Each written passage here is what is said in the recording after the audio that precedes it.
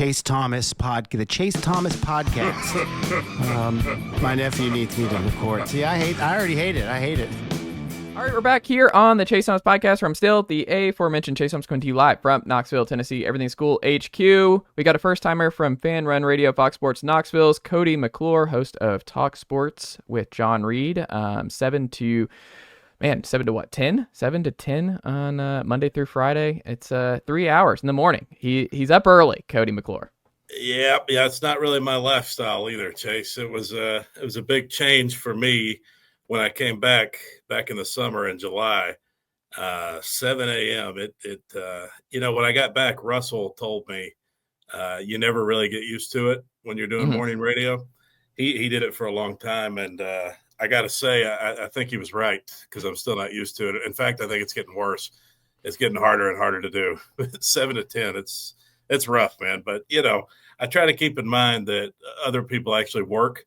They have real jobs where they got to be there at 7 a.m., like, dealing with plumbing issues and whatnot. So I try to, not complain too much.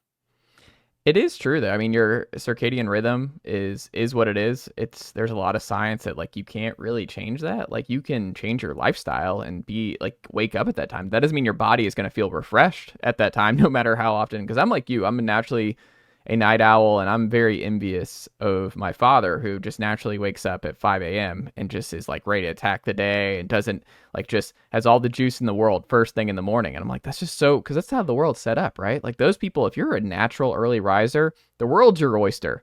For all of us else who are like 1:30 a.m., we're just like, hey, let's go check in. What is Washington State's record in 1998? And I didn't try to be like that. It's like the whole, I was born this way. I was born this way. You were born this way, Cody, where we're just natural night owls, man. And it just, like, I can get up early, but I'm never like you. I'm never going to feel refreshed. I'm never going to feel good. Even if I get like 8 hours and I go to bed early, it doesn't matter. Yeah. And like, I've always romanticized the idea of getting up early, being a morning person. And it sounds good when you're imagining yourself like on a back deck with the birds chirping and a nice cup of coffee, and it's very relaxing. But when you got to wake up at 7 a.m. to go yell at another guy on the radio back and forth, that's not as fun as just sitting there, watching the sun come up and enjoying the morning. You got to be locked in and engaged, by we need 7. to do. That's tough. Let's move the studio outside in the morning. Like, let's do a birds chirping. Let's move it outside for the sunrise. Let's make the Talk Sports show an outdoor venture here in the mornings. I would love to do it, man. It's it's like when you're in school, they let you have an outside day every now and then when the weather's nice.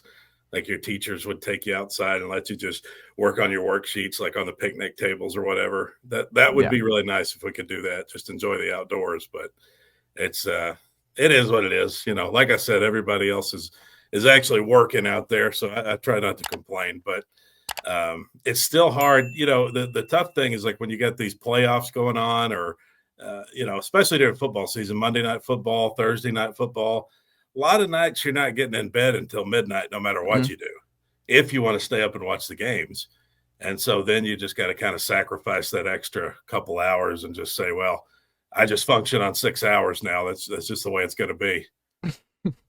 It's just, hey, it's our lot in life, Cody. We got to do it. I'm curious, now that Joey Aguilar is officially on campus this week, the dust has settled. We know it's going to be a 3-man competition for quarterback one for Tennessee between McIntyre, Merklinger, and Aguilar.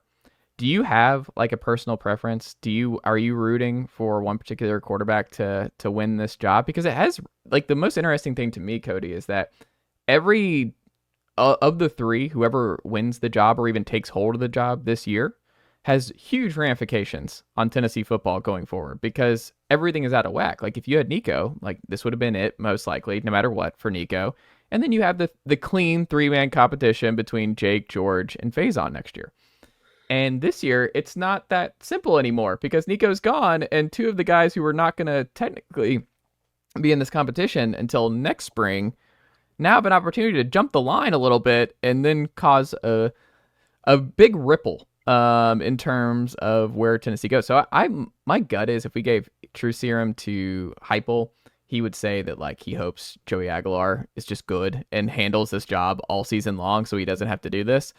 But it's not that clean. We have no idea. This is uncharted waters in terms of timing, timeline, getting up to speed and everything else. Like this is later than Joe Milton in 2021. Like we've never seen a quarterback come in this late and lead the Heupel offense. So with all that being said, what do you make of the quarterback one battle and where you hope it goes? Well, a couple of weeks ago when Heupel made the comment, about basically it's the Joey Aguilar situation. Mm-hmm. He wanted people. I think he did a radio hit or something, and they called it the Nico situation, and he said it's time to start referring to it as the Joey Aguilar situation. That pretty much was an indicator to me that's what he's thinking, or at least that's what it seems like. Is that's his QB1. At least that's what I took away from it. Yeah. Watching Joey Aguilar on tape, I mean, granted, we're watching ESPN highlights. We're not watching the detailed tape as a coach would or something like, and we don't necessarily know what we're looking for as a coach does. But all you got to do is just look at the fact that over the last 2 years, he threw, 24 interceptions, 26 interceptions, something like that. And not just the interceptions, but the fumbles too, the just general recklessness with the ball. I think that's concerning when you watch Joey Aguilar. Now, he's got some positive things. I like the fact that he's willing to take risks, kind of the flip side of that coin. Like he'll throw some bombs up. I mean, and I saw him connect on a couple. He had a nice one against South Alabama. You go back to that North Carolina game 2 years ago. He was awesome in that game. So he's definitely got some bright spots. There's some talent there. He's got some tools. It's just that the thing that I'm most concerned about with him is turning the ball over. And if, is that an instincts thing? Is that something that can be coached or can be changed about him? We'll see. When it comes to the other two quarterbacks, I think for the long term, I'm team King George. I mean, I love McIntyre for the long haul, but he's raw. He's young. He's got to get into the college program, into the system and all that. So I think the future's bright. I think McIntyre's going to end up being really good. Merck is Merck, we'll see. We'll see. I don't know as much about – I think Aguilar is going to be the guy going forward. Merklinger will be there backing him up, So I think McIntyre is too young at this point. But it could be ultimately that you go into this season and the fan base kind of feels like a dark cloud is looming over the season as you go into it. But I think that with that, maybe going in with lower expectations, we could be pleasantly surprised, because I think if we get Aguilar without the turnovers, we might end up having a decent quarterback. We'll just have to see. And I think what would happen here is it would be kind of to Milton in 23. Remember, like Milton had the turnover problem, and it was like, oh, over the middle is just not going to happen here with Milton. And we're just not doing that anymore. We're going side to side or deep bombs down the sideline where it's just going to be really hard to pick off any passes. So if Aguilar's a turnover machine, like Heupel has shown, he'll just put the training wheels on, and it's like, we're not doing this. Like, we're not doing, like, he is not going to have the gunslinger type guy back there. Like, that's not his preference. Like, if you turn the ball over, I mean, Seth Luttrell was the offensive coordinator last year at Oklahoma.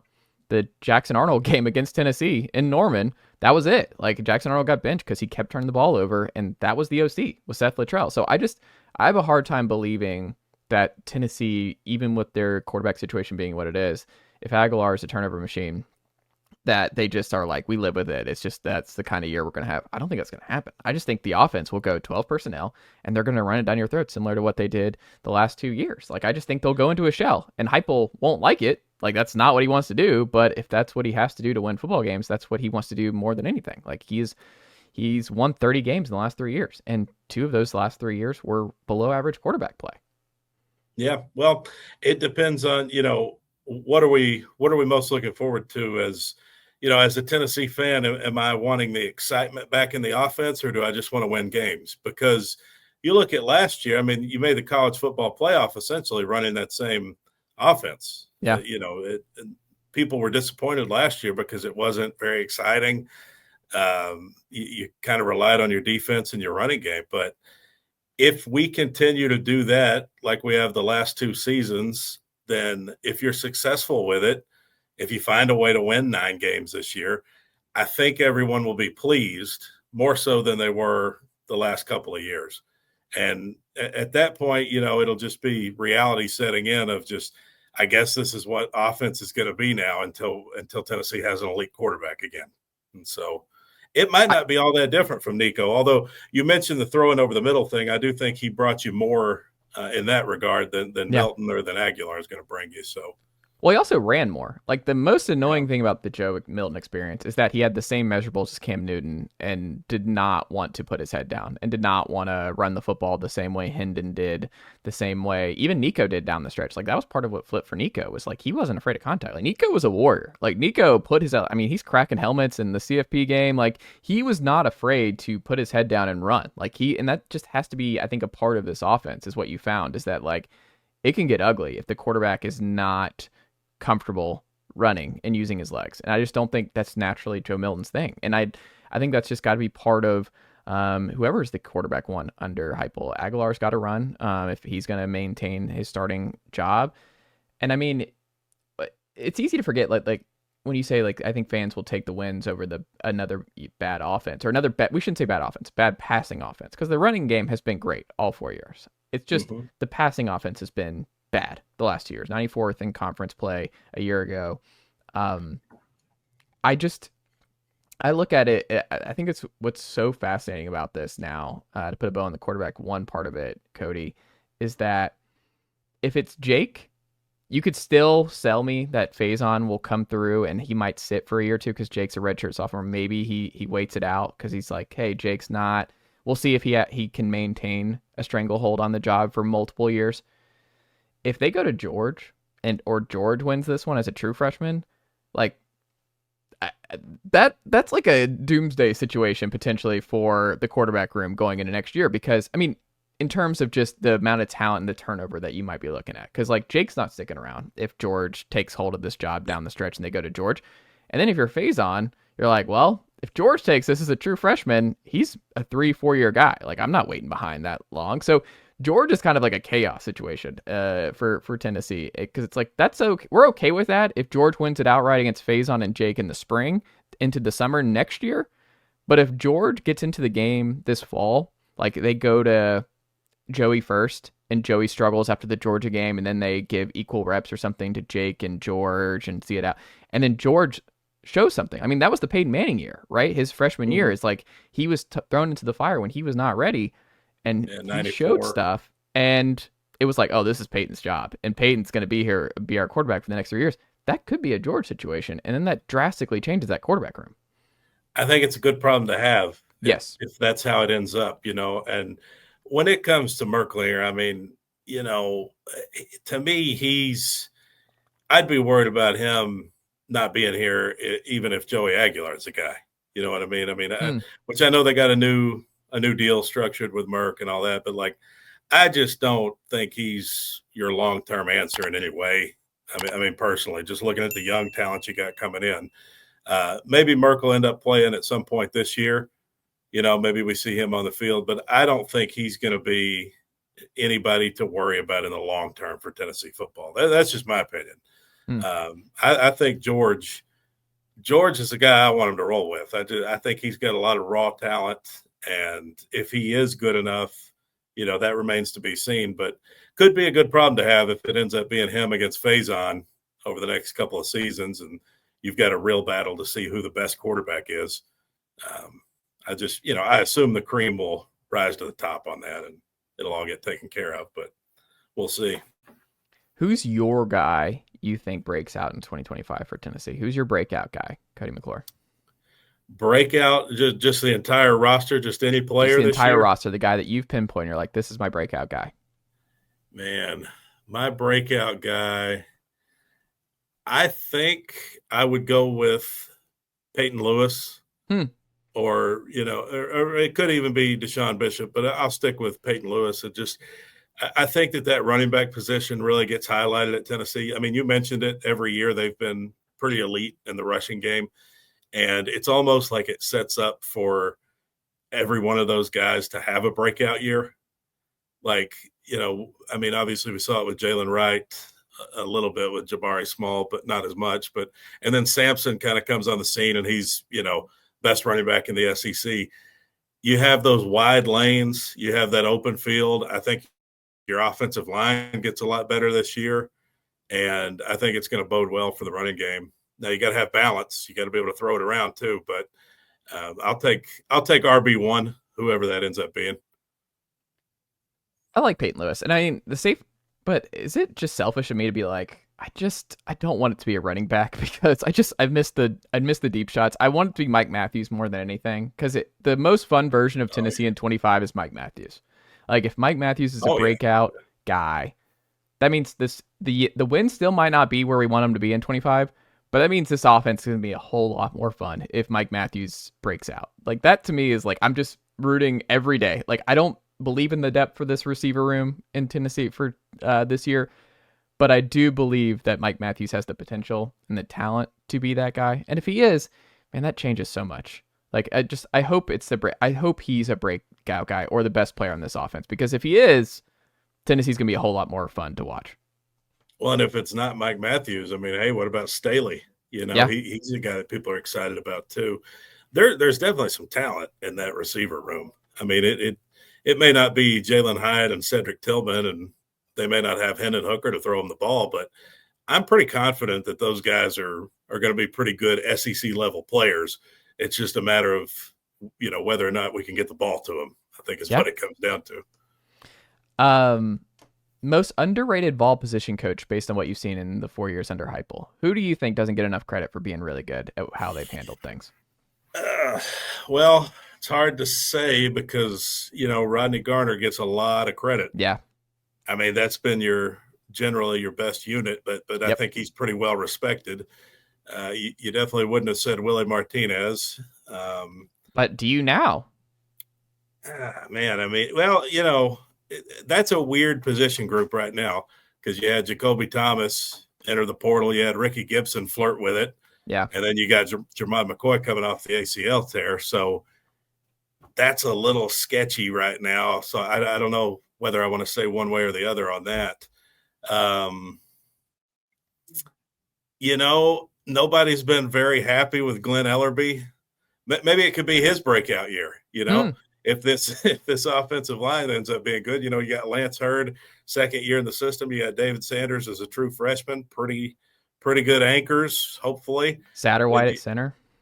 Yeah, Satterwhite. Now that could be another guy going back to your breakout position guy too. I mean, I know you wouldn't really see it in terms of stats or anything with a center, but the fact that Cooper Mays is out of the program now, and if you could, the center is a very important position, as people say, kind of the quarterback of the offensive line. So I remember, I guess it was the Florida game 2 years ago, where you saw that be such an issue. So maybe he could be a candidate for the breakout player. But I'm gonna go with the O-line coach as kind of a dark horse on this, because I think the offensive line is going to be pretty improved. Like I'm actually kind of high on them going into the year. You got the big Wendell Moe too, the big guard that comes in, and then the kid from Notre Dame too.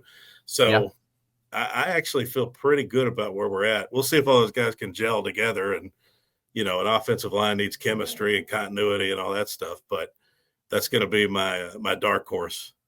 I think that's fair because I also think Elarbee's involved in the run game, and the run scheme has just been great all 5 years. And I think the issue with Elarbee, I think for people, is that like he hasn't developed any of his own guys, and it's all been transfers and Pruitt guys. But it's also like, hey, Tennessee's offensive line has been good outside of last year where the tackles just fell off a cliff and Campbell couldn't stay healthy, and Dane Davis was he was in a rough spot. Dane Davis was in a tough spot. He was asked to do too much at the right tackle spot, and Lance Hurd just wasn't right until the end of the year. But to your point, like if you look at Darnell Wright's 2021 stats at Tennessee, they were bad. You don't remember it because it was a 7-5 year and it was year one of Heupel, and then he made the big jump. And I think Hurd could be that. Like Hurd can absolutely have that kind of jump and be a first round guy after this type of year. David Sanders seems like a plug and play right tackle. And then, like you said, I mean, we could see Sham Mumarov as one of the guards. I mean, he's one of Elarbee's earliest signees, and I think Elarbee's been good. I mean, he's made it work with J.J. Crawford, with Gerald Mincy. Like, he's figured out ways to make this patchwork offensive line work and work really well. I mean, you beat Alabama in a way where they had Dallas Turner and Will Anderson off the edge, and one of your guys off the edge was J.J. Crawford, and the other guy was and Joe Mincy also getting spots, and you didn't notice like that. They deserve like he's good at what he does. Like it's just he has not done a great job of identifying high school talent. That's it. But we also don't know. This is a big year for it. If Satterwhite's a win and Shea Mumarov's a win, then I think the narrative, like you said, will change on Glen Elarbee. Well, I think that the development could be the thing, like you pointed out, that sends it over the top there with Lance Hurd, and then I think that Tennessee has the chance for this year's offensive line to be the best offensive line they've had. No one guy is going to be better than Darnell Wright. I mean, maybe David Sanders eventually, probably not as a freshman, but as a unit, I feel a lot better about them coming into this year. So it's going to be another year where we rely heavily on the running game. I think that's safe to say with this team moving forward. Cody McClure, what can the good folks check out from you and the team over at FanRun Radio this week? Well, you can check out fanrunradio.com. That's where all of our stories go up. I spend my days kind of, coming up with headlines and trying to think of things that would be interesting. Nobody's really clicking right now. It feels like ever since the Nico stuff, the mood for football has been kind of pushed down. But hopefully, as we get closer to the season, that'll be, it'll ramp up like it always does. August will be an exciting time here in East Tennessee. But yeah, check out fanrunradio.com, and if you want to listen to me wake up for an hour and a half from 7:30 or from 7 to 8:30. Well, we do talk sports. The good stuff usually starts about 9 o'clock, so 9 to 10. We're usually awake by then. Start early. Start 7 a.m. You're making your coffee in the morning, and hey, and that's a good time too. Like, hey, we get to see Cody and John wake up in real time. That's a positive. Yeah, very exciting stuff. I love it, Cody. Keep up the great work, my friend, and I'll talk to you again very soon. All right, thanks, Chase.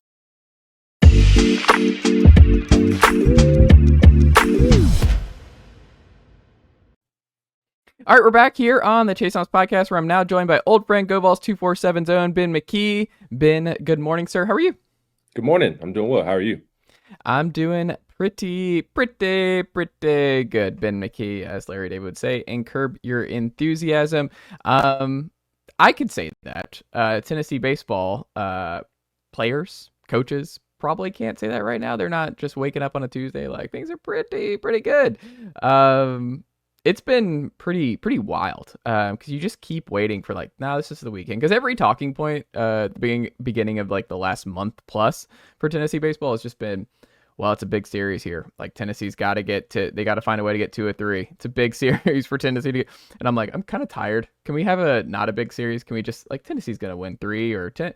I'm tired of this is the biggest series of the season, Ben McKee, but it's not going anywhere, because for Tennessee to maybe keep a region hosting spot, they might have to take 2 or 3 in Fayetteville this weekend, or Tennessee, as we're recording this on a Tuesday, is going to play their last home game at Lindsey Nelson Stadium here on this fine Tuesday night. Which is something that I never thought would be the case, but that's the situation that they have played themselves into. Like you said, you just continue to wait for this team to turn a corner, and it just has not happened yet. And you can point to a lot of different things. I think the biggest issue isn't actually the functionality of playing the sport of baseball. I think a lot of it is confidence and the team needing to come together just a little bit more to be able to withstand some of the frustrations that are taking place on the field. You talk about how difficult the schedule has been. Such is life in the SEC, as you know, especially when you don't get to play Missouri this season. Don't tell Texas A&M that they would have loved to avoided playing Missouri. You say all that, but can you imagine this fan base if they had been the one in Texas A&M shoes and they go down to Mizzou at home on this streak? Like, you say that, but I mean, I hear you. I would have taken the week off, but I'd like to think that would not have happened to Tennessee. So we'll live in a world of optimism there for at least a minute. But when the schedule is as difficult as you put it, the error for margin is just so slim, and they've been fine. I think they've been I know this sounds weird because of what their record has been the last month or so. I don't mean to insinuate that they're playing good baseball. My point is that I think the schedule has made them look worse than they are. Like I still think they're a pretty solid baseball team, pretty good baseball team with a lot of potential. But you would not know that based off of how they have played of late. And I think it's because they're fine, they're okay in a lot of areas. But when you're fine and okay in a lot of areas in this league, you're going to get chewed up and spit out. And so they need to come together a little bit more. They need to play a little bit cleaner if they are going to take that next step and be one of the teams that are chewing up and spitting others out. Because when you play Auburn and LSU and Vanderbilt and so on and so forth, like you got to be at your A game. You can't even bring your B- game. If you bring your B game, then you're going to lose because the SEC is that difficult. So there's a lot going wrong right now. I think the biggest thing is they lack confidence.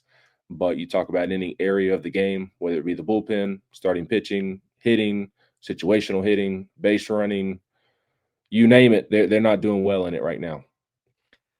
With all that being said, what is for you the biggest reason for optimism for Tennessee baseball down the stretch, and what is your biggest reason for skepticism for Tennessee baseball down the stretch? I think your biggest reason for optimism is the pitching staff maybe taking another step.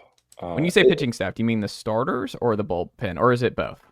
I'm not really sure what I mean, to be honest with you, because my thought is I do feel a bit better about the pitching staff leaving the Vanderbilt series than I did the Auburn series or going into the Vanderbilt series. And a little bit counterintuitive, I guess, because that Vanderbilt offense has not been very good this season. Statistically, they have ranked near the bottom of the SEC in a lot of categories.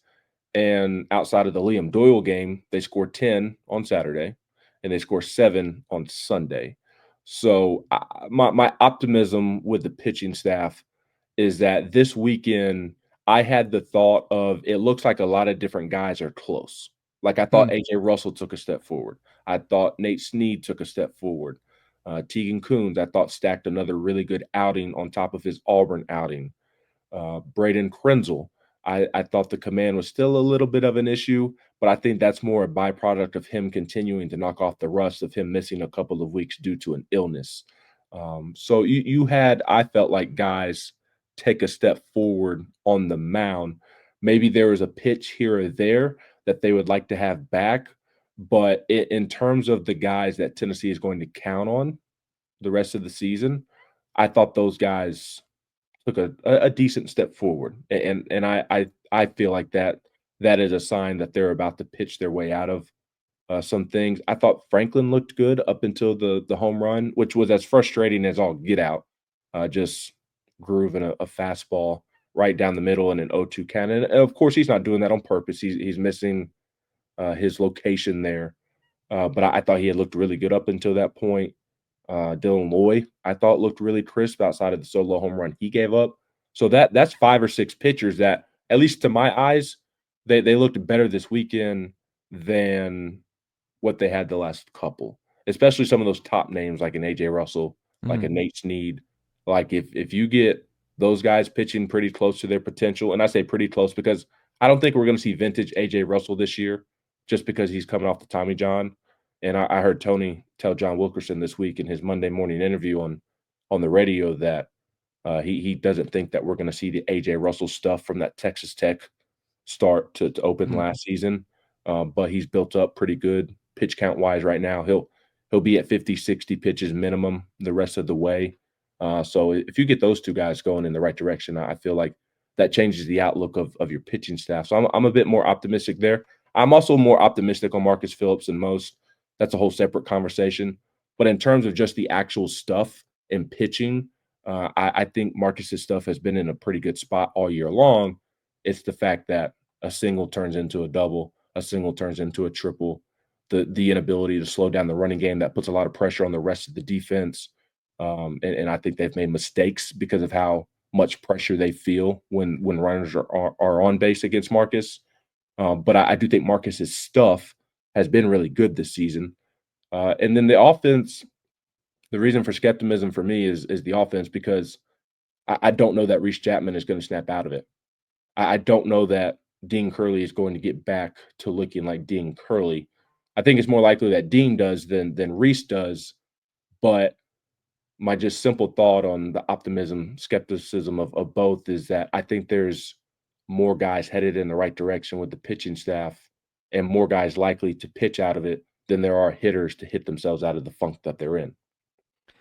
I think that's fair. I will also say the Dean Curley stuff has been theoretical, right? Like we everything with Dean Curley, I mean, like it's a complicated conversation to have because Dean was a projected top 20 pick before this season got started.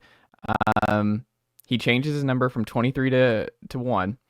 He's the leadoff guy, and all the expectations were, I think, put on Dean to be the next SEMO. And there's not going to be another SEMO. SEMO hit, 32 dingers? Like, SEMO was just a different kind of competitor and player. Leader. Like, everything about SEMO made him a special 3-year guy at Tennessee. Dean, from the, middle of the SEC play last year at the plate to now, has been a pretty average player at the plate. And then you combine that with playing, I guess, out of position, we can say, after what we've seen all year at short. The errors, what is he, 13, 14? Where is he at this point? Somewhere around I'm there? not sure what the exact number is right now. Yeah. And I think that's what makes it all very awkward, because it's not like he's been bad at the plate. He's not like in the zone that Reese is in. Like Reese's 4Ks and everything was just, you could just see like it's just not in a good spot right now there. It kind of reminds me of Blake Burke in 23, where Blake just lowing away and off speed stuff. It was just one of those where it's like, man, this is not getting fixed this year. And then Blake obviously fixed it in 24 and was just he was just unbelievable at the 2-hole and a double machine and still raking, but he figured it out going into the next year.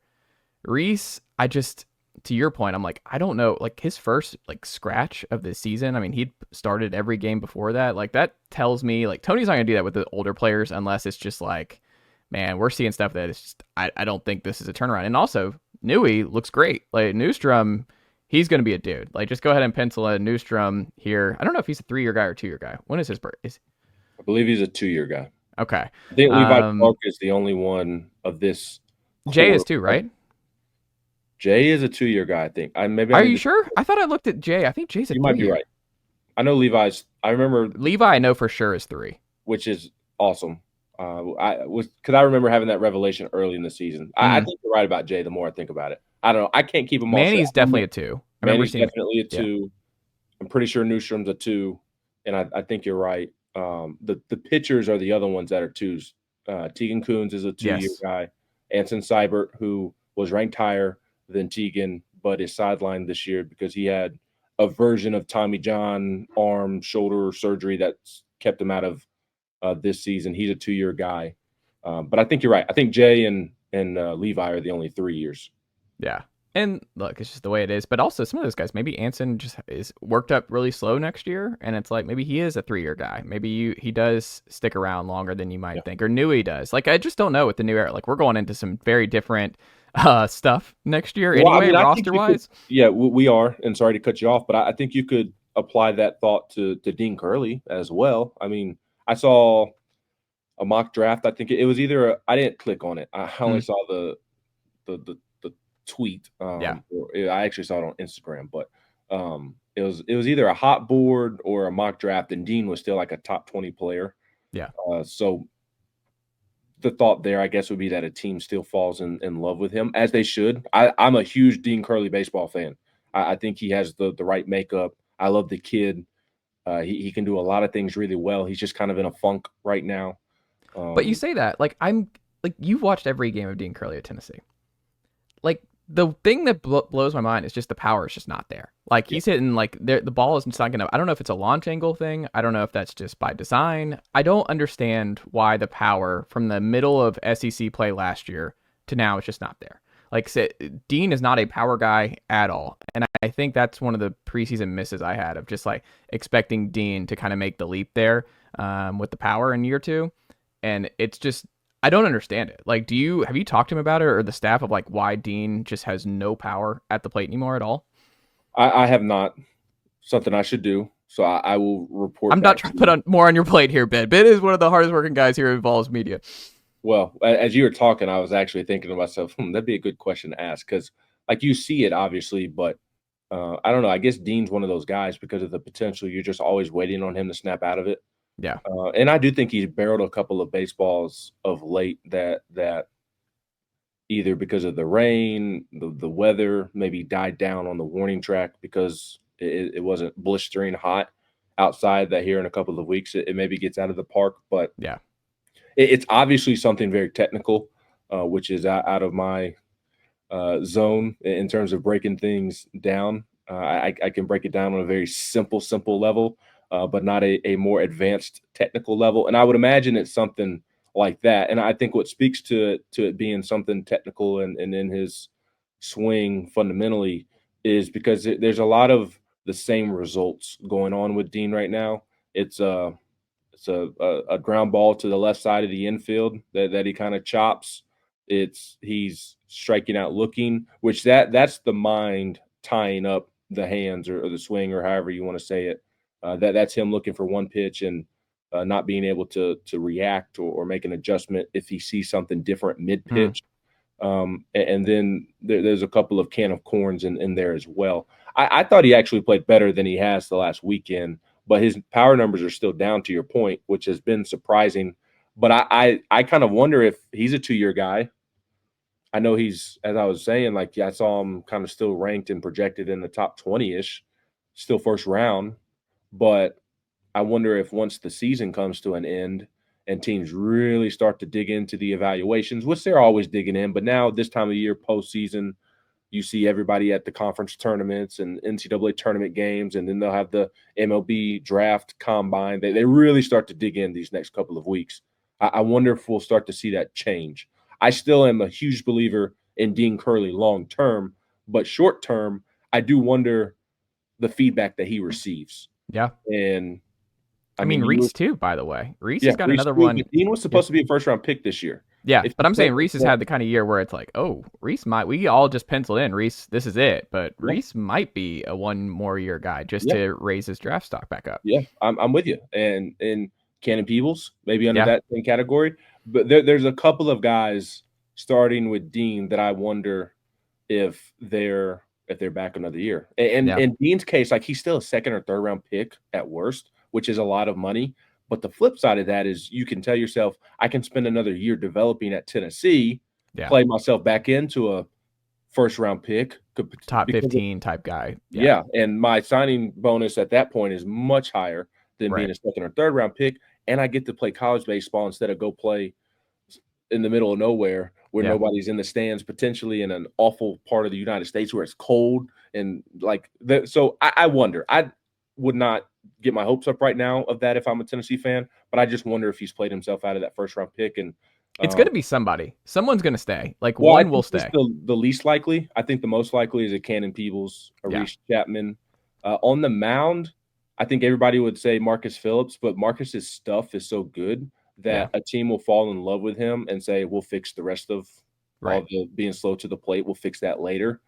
I think like a Brendan Arvidsson, I've kind of made the comparison. I think Brendan Arvidsson is this year's Marcus Phillips, whereas last year when Marcus was on the mound, it wasn't as much as Brandon because they could afford to kind of allow Marcus to sit and watch, whereas Arvidsson has had to be a key piece and like thrown into the fire. And you got to sink or swim here, my guy. We need you. But last year when Marcus did pitch, you could see the potential. You could see the stuff.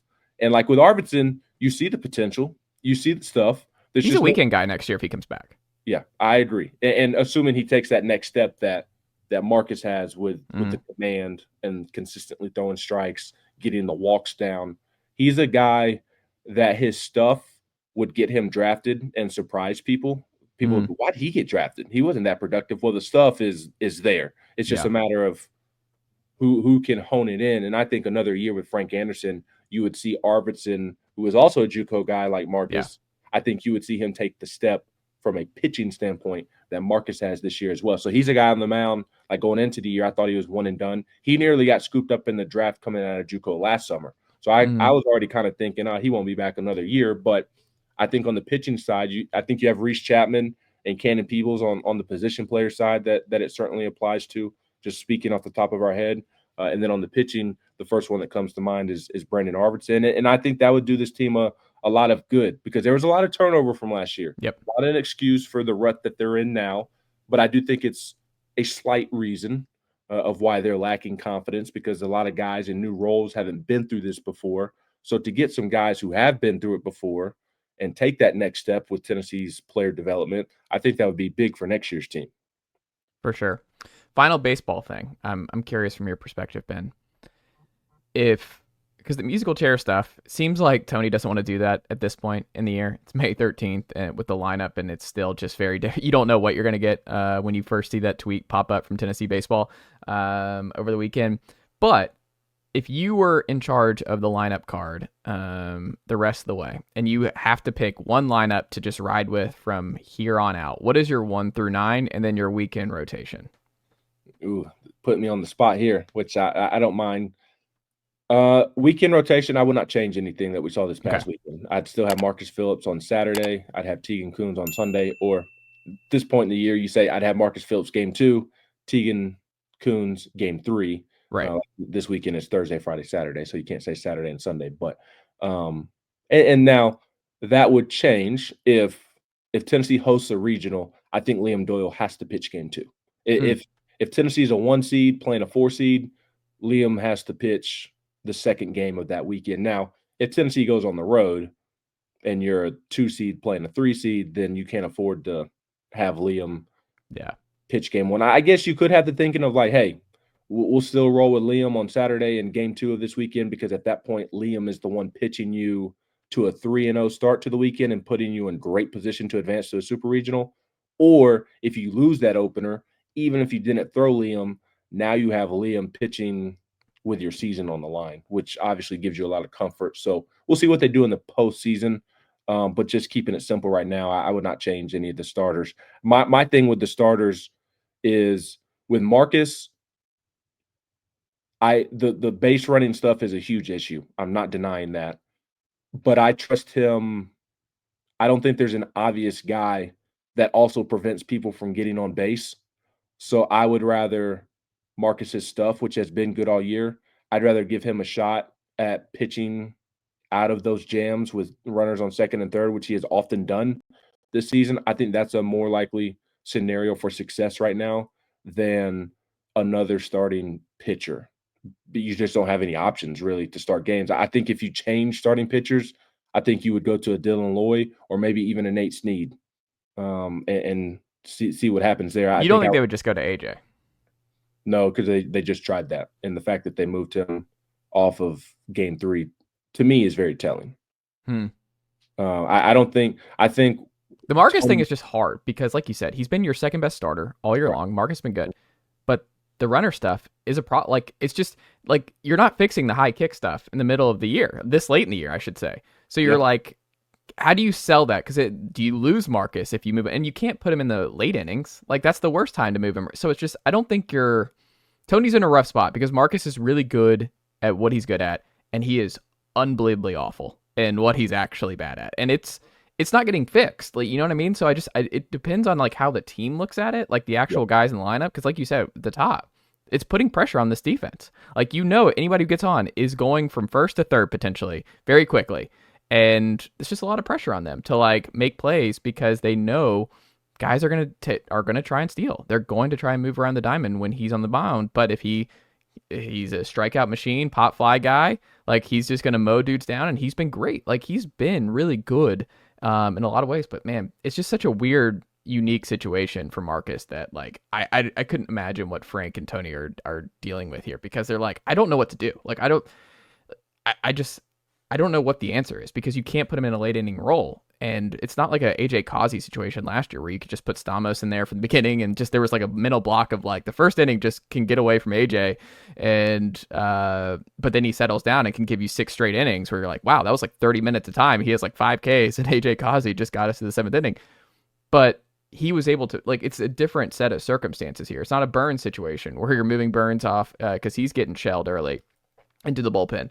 Like, it's a unique situation. Like, I don't think we'll ever see this again. I feel comfortable saying we will not see a situation like Marcus Phillips at Tennessee baseball for ever again or a long time.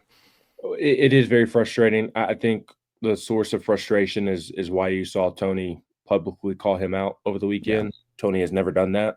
And I don't think that he does that unless they have tried everything. And I know that they have expressed to him, this needs to change. You got to be quicker to the plate. You got to manage the run game overall better. And they've worked on it. And it's still not changing. So after a couple of weeks of still not changing, I think that's why you saw Tony take the tone that he had over the weekend. And also, Marcus is a great kid. He's a great teammate. He's made of everything you want to a baseball player, an athlete to be made of.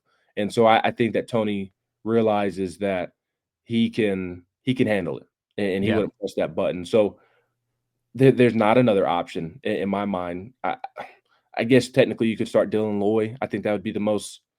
I would start him before I would start AJ Russell, unless if or Arvidsson. I'm not starting Arvidsson. Yeah, he walks too many guys for my liking, which I know doesn't do well out of the bullpen. But also we're missing the plot here, which is Tony has to be forced to let Teagan Coons cook. Like, let the man get to 6 innings. Yes, that was going to be my other point in addition to Marcus, is that my biggest – and the reason I kind of went in on Marcus is because I know that's the hot topic on the pitching staff right now amongst fans is the whole Marcus Phillips issue. I just don't think that there's a better option there right now. Right. The pitching staff is a concern from top to bottom. I shouldn't say top, that's Liam Doyle, but number 2 to bottom for a reason. With Teagan – I think he's the third best option right now. And I have the same simple thought that you do is that you just got to let him pitch more. And you got to give him a little more trust. The leash has to be longer. I think he's earned it. And I'm a bit surprised that they have not given it to him. But he's think not frazzled by runners on, anything like that. Like, Teagan's a dude. Like, Teagan is not wary if he comes in with in a tight spot. Like, he's wired the right way. Like, Teagan Coons you got to let this man cook. Yep. That's why they were considering him as a potential closer to start the season as a freshman before they had decided on the game 3. They liked the thought of him being a closer, and for him to potentially do that as a freshman tells you what he's made of. So I wouldn't I wouldn't touch the rotation for now. Maybe see how Arkansas goes. Maybe if AJ has another outing in which his stuff is really good, maybe I consider a change then. But I thought he looked kind of good coming out of the bullpen, and we've seen him do more of that successfully at Tennessee than anything else. With the lineup, it would be matchup dependent for me. Can't do it. You get no matchup dependent in this theoretical, hypothetical question here, Ben McKee. 1 through 9, no matchup dependent.